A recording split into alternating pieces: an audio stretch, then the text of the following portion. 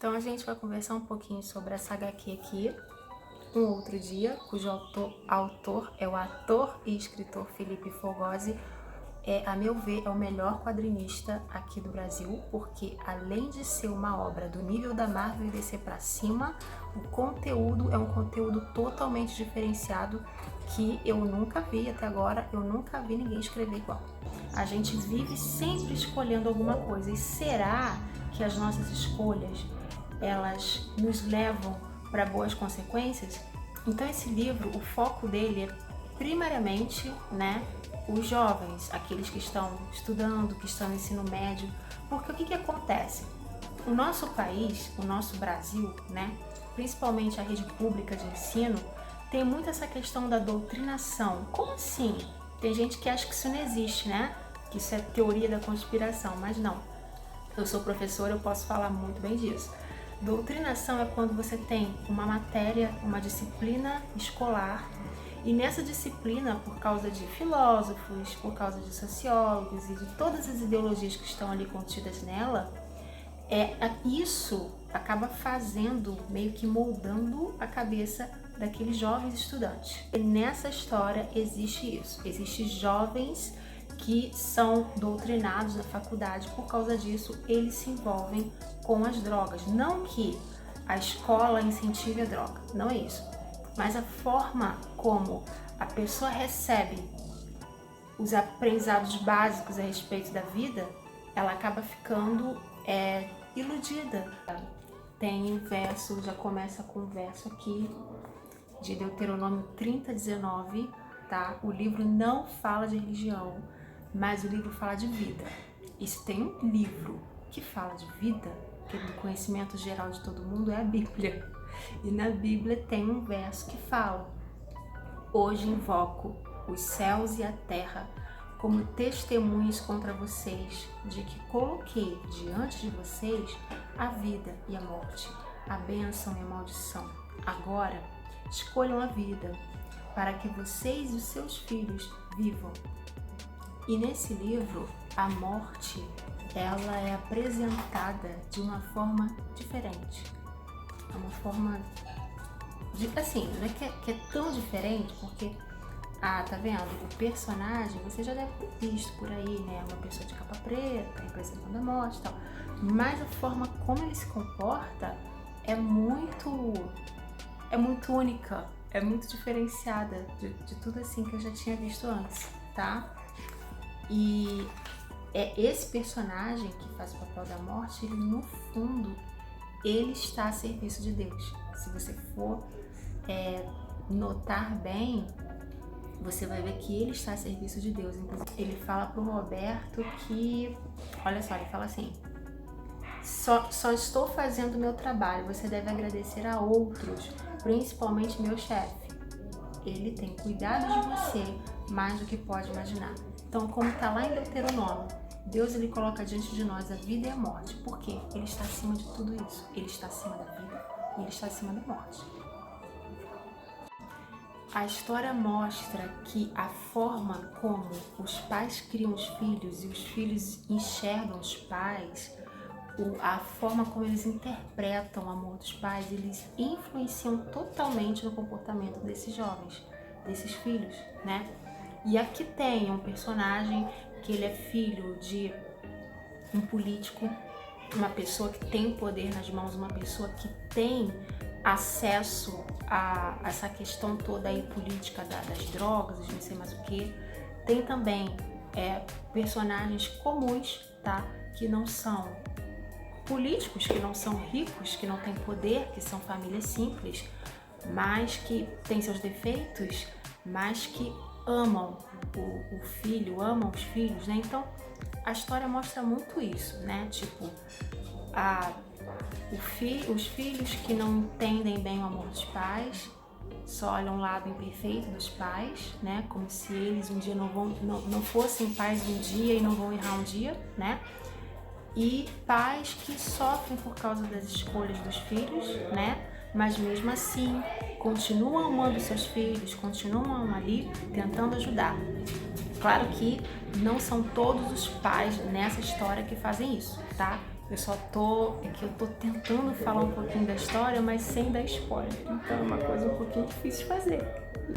Outra coisa que eu achei interessante aqui na história, e que eu já vi antes, não na ficção, já vi em vários vídeos do YouTube, tem relatos aí na internet, EQM, vocês já ouviram falar? EQM é experiência, é a sigla de experiência quase morte. Isso é real. O que acontece com o personagem aqui, acontece no mundo real por aí, tá? Isso daí não é invenção da cabeça do autor. Então isso é científico. A própria ciência prova isso, que existe EQM. Tem um canal aqui no YouTube que inclusive é um físico que ele faz as entrevistas com as pessoas que já passaram por essa situação, tá? Então, isso que acontece mostra que nós somos seres tríades. Nós estamos num corpo, mas nós temos um espírito e nós temos uma alma. E o mais importante da gente não é o nosso corpo, sabia? O mais importante da gente não é a renda que a gente tem, não é se a gente vai ter dinheiro, não é, enfim. O mais importante da gente é o que está dentro. Os órgãos, é claro, os nossos órgãos são importantes, mas o que eu quero dizer é que nossa alma, nossa mente, nossas emoções, nosso espírito, eles são mais importantes do que o nosso corpo. Por quê? Porque eles foram criados por Deus, tá? Quando Deus criou o ser humano, soprou ali em Adão o fôlego de vida, certo?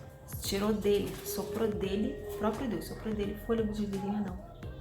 E o que acontece quando o homem morre? O homem nasceu assim, né? Deus criou a massa, o barro, e soprou ali o fôlego dele de vida. Só que quando o homem morre, né, por causa do pecado, eu acredito dessa forma, tá? Não tô aqui pregando religião, dizendo que você tem que acreditar no que eu tô falando, mas quando o homem, ele volta pro barro, o que vai permanecer? O que tá dentro dele, que é o espírito e a alma. Só que vão permanecer em outro lugar, num plano espiritual, não aqui na Terra, né? E aí é que tá. O plano espiritual, o mundo espiritual, ele é eterno. Ele tem uma duração assim de tempo fora da nossa realidade, fora do Cronos. E se a pessoa andava em maus caminhos, ela vai ficar com a alma dela, o espírito dela, aonde? Então, isso é mostrado aqui de uma forma lúdica, muito verdadeira, muito cheia de conteúdo verdadeiro. De uma forma muito franca, porque o personagem da morte, eu achei engraçado, é que ele conversava com o protagonista, mas assim, ele não sabia de tudo da vida do protagonista, mas ele tinha como é que eu vou dizer? Ele tinha meio que uma chave, né? Se o protagonista falasse alguma coisa, escolhesse alguma coisa, esse personagem da morte, dependendo do que o protagonista falasse, o personagem da morte ia tomar uma atitude. E o personagem da morte, ele mostra que em cada atitude nossa, porque aqui é o Beto que está na história, mas o Beto representa cada um de nós, o Beto representa cada ser humano. Cada atitude nossa tem muito peso. Às vezes você não imagina que aquilo que você pensa de uma situação, de alguém, aquilo dali pode decidir o seu destino. Uma decisão que você tomou de acreditar, de confiar em alguém que não era para confiar, que é o que acontece aqui na história também, fala muito disso, sabe? De amizades erradas, de escolhas até mesmo na hora de fazer amigos. É o que eu falei aqui, escolhas simples da vida, né? Se eu não falei isso, eu tô falando agora. E também a criação da pessoa interfere muito, porque na adolescência é muito comum as pessoas terem essa insegurança de querer fazer parte de um grupo, né, de uma turma, de serem aceitos. Isso é muito comum na adolescência. Eu trabalho com adolescentes, né, já trabalhei com crianças, eu sou psicopedagoga, então eu sei que existe toda uma etapa de desenvolvimento humano, começando da infância, adolescência, e por experiência própria na sala de aula, como professora, não como psicopedagoga, mas como professora, eu sei sim que tem essa questão. Eu já fui adolescente. Quem é que nunca foi, né, gente? Todos nós fomos adolescentes. Então a gente já teve essa vontade de fazer parte de alguma coisa. Olha, eu vou dar um exemplo aqui da minha vida, de uma coisa que eu fiz, que me dei mal por causa de querer ser aceita, de querer agradar um grupo. Eu quase morri afogada. Isso, eu simplesmente... Mas aí eu não era adolescente, eu tinha 6 anos de idade. Mas pra você ver que isso acontece, tá?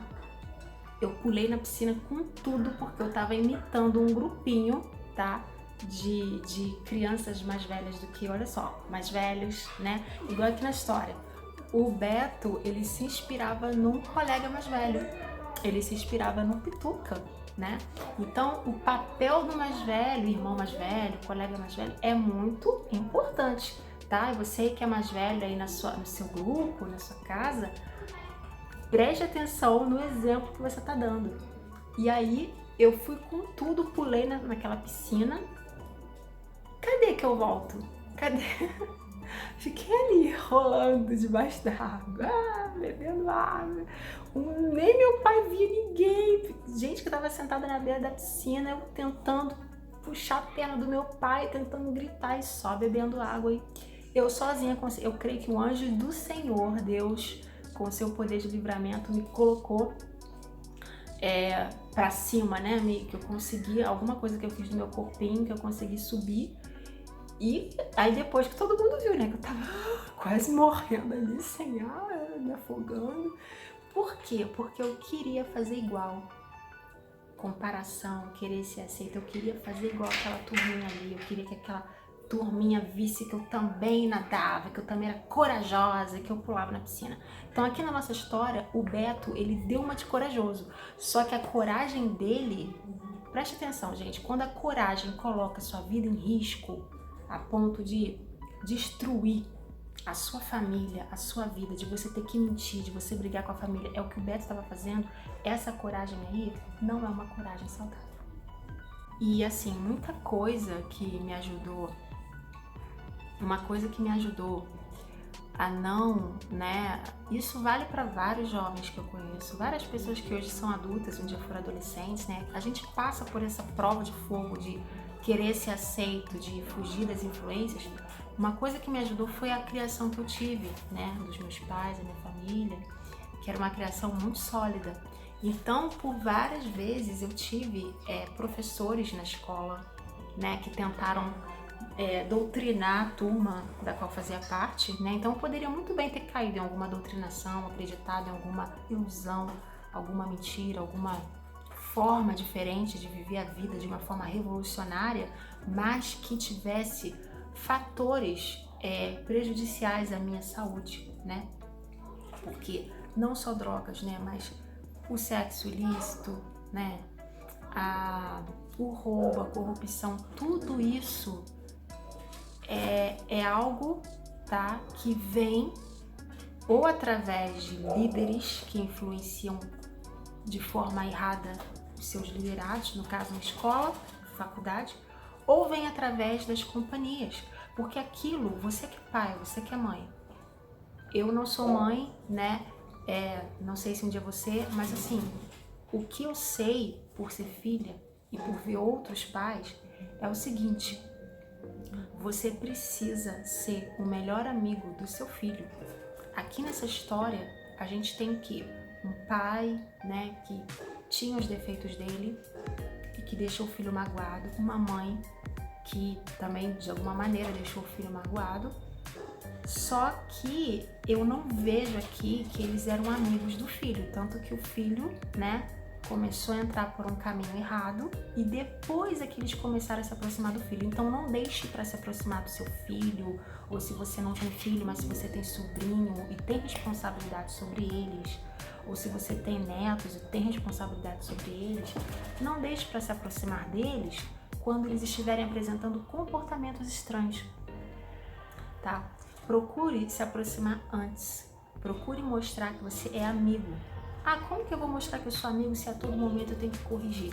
Você pode corrigir e ser amigo ao mesmo tempo. Você pode praticar o amor e a disciplina, porque na verdade o ensinamento mais saudável, né, de um pai para com o filho é isso, é o equilíbrio, é o amor e a disciplina ao mesmo tempo. Eu, como professora, eu posso falar como alguém da área de educação, eu posso falar que o mundo hoje está muito difícil para criar filhos, né? Até para você ensinar alunos, para você orientar pessoas no bom caminho, está ficando cada vez mais complicado por causa de toda a questão aí do sistema. Esse livro aqui, ele fala sobre o sistema também, eu recomendo que você leia porque ele fala sobre o sistema, tá? Por que existe drogas, né? É muito fácil você falar contra as drogas e depois leva a pessoa para uma casa de recuperação, né? Eu elogio muito as casas de recuperação, aqui no livro fala disso, mas o problema real tá lá na raiz. O problema tá lá em cima, onde estão os poderosos, tá? O livro fala sobre isso também. Então, existe um sistema, tá? Um sistema que tá na política, que envolve a política, que envolve a cultura e que envolve a educação, porque o jovem, ele passa a maior parte do tempo, ele não trabalha fora, muitos não trabalham fora. Então, onde que a gente passa a maior parte do tempo? No colégio. E na faculdade, quando é faculdade pública, ele vai fazer o quê? Fazer uma faculdade integral. Ele estará lá na sala de aula, vai estar lá naquela sala de aula ouvindo os professores, né? Com aquelas ideias, enfim. Não vou entrar aqui nesses detalhes, mas o que eu quero dizer que está muito complicado, muito difícil de um jovem hoje se manter puro no seu caminho, né? Se um jovem fala que é virgem, as pessoas olham para ele e falam, coitado, deve ter algum problema na cabeça, ou então é um ET, ou foi criada, sabe? Se o jovem fala que você vai ter balada, vai ter festinha, e não é só apenas essa questão, né, da pureza sexual, tem a questão também da própria identidade. Hoje em dia a gente está com problemas aí, sendo ameaçados na questão até do gênero, né? Você não pode, se você é mulher, se você falar que ama ser mulher e que quer ter um homem na sua vida, quer casar, se você fala que é hétero, você é visto como uma pessoa opressora, né? E tudo isso é pregado nas ideologias que muitos professores ensinam nas escolas. Tudo isso é pregado por muitos artistas, enfatizado por muitos artistas que estão lá na mídia, influenciando nas redes sociais, nos programas de TV, nas novelas, nos filmes, nas séries. Então é aquilo, o mundo jaz no maligno. Tudo coopera para que o jovem entre por um caminho errado, e tudo coopera para que centenas de famílias sejam destruídas. Esse livro fala também sobre a questão da destruição da família, tá? Porque um sistema que colabora para um vício, e esse vício aparece na vida de alguns jovens aqui, no caso dos personagens, e por causa desse vício que aparece na vida deles, desse vício praticado por eles, eles acabam destruindo as suas vidas e, consequentemente, as suas famílias. Porque eles começam a pensar neles mesmos e se esquecem de que os pais sofrem com isso. Eles acham que os pais fizeram eles sofrerem, de que a vida não vale mais nada, eles sofrem de qualquer maneira, então eles querem fugir, no fundo é um escape, eles querem fugir do sofrimento, mas eles também estão fazendo outros sofrerem. Às vezes nem querem que a mãe sofra, como é o caso aqui do Beto, mas acaba fazendo a mãe sofrer, tá? Então é todo um conjunto, entendeu? Vem lá de cima, né? Aí passa para a educação, aí a educação vai para a vida do jovem, o grupinho. Mas por quê? Qual é a brecha do jovem? Querer ser aceito, não ter uma criação sólida em casa, né? Ter assim uma emoção ainda fragilizada porque está em fase de desenvolvimento. Por isso que é importante haver pessoas da área de saúde mental, educacional que orientem os jovens no caminho certo, porque não vamos fazer o que as famílias fazem, o papel da família é outro, mas se tiver pessoas que orientem bem, né, aonde o jovem se encontra, na área educacional principalmente, isso daí já é um grande passo. E para finalizar também, o livro ele desperta você a pensar em qual propósito tem a sua vida. Qual é o propósito que você tem aqui nessa terra? Qual é a missão que você tem aqui nessa terra? Porque o Beto, ele não sabia o propósito dele. Então, ele estava muito mais vulnerável a entrar por um caminho errado, a seguir mais companhias. Ele não sabia qual era o propósito da vida dele, ele teve que descobrir isso da pior forma possível, né? Durante essa EQM que ele teve, essa experiência com a morte que ele teve, né? E aí depois que ele volta, ele muda totalmente a atitude. Eu não vou falar aqui, quase que eu falei, mas ele muda totalmente de atitude em relação à forma como ele se comportava diante dos amigos, diante dos pais, diante da namorada. E tem romance na história também, tá? Claro, uma história que fala de jovens, né? De adolescentes e de jovens bem novinhos. Tinha que ter, né? Tinha que ter um romancezinho pra adocicar um pouquinho, né? Aquele gosto amargo que está na essência da história. Mas olha, a história fala sobre coisas pesadas, sobre coisas, assim, cruciais, né? Vida ou morte, mas a forma como o autor escreve é uma forma tão leve. A impressão que eu tive é de que eu estava lendo algo muito sério, mas com, sabe, uma profundidade. Ele coloca uma profundidade na conversa da morte com o protagonista. Os fatos reais que acontecem por causa das drogas, né? As overdoses, as consequências, o tráfico, o que o sistema faz. Mas ele passa de uma forma tão, né, tão assim, não sei nem explicar, é melhor você ler. Olha, deixa eu falar uma coisa. Antes de ler esse livro aqui, eu dei ele de presente. Esse livro aqui não, né? Esse aqui não, esse aqui é meu. Eu dei de presente esse livro, tá? Comprei, dei de presente para alguns alunos meus, alguns ex-alunos, né? Na época eram alunos, principalmente no período da pandemia, onde eu tive 2 alunos que tentaram suicídio, tá? Estavam muito mal mesmo, um deles envolvido com drogas também. Não sei se chegou ao ponto igual ao do Beto, eu acho que não, graças a Deus. Mas essa história marcou a vida desses meus ex-alunos, tá? Até hoje eles falam bem da história, sabe?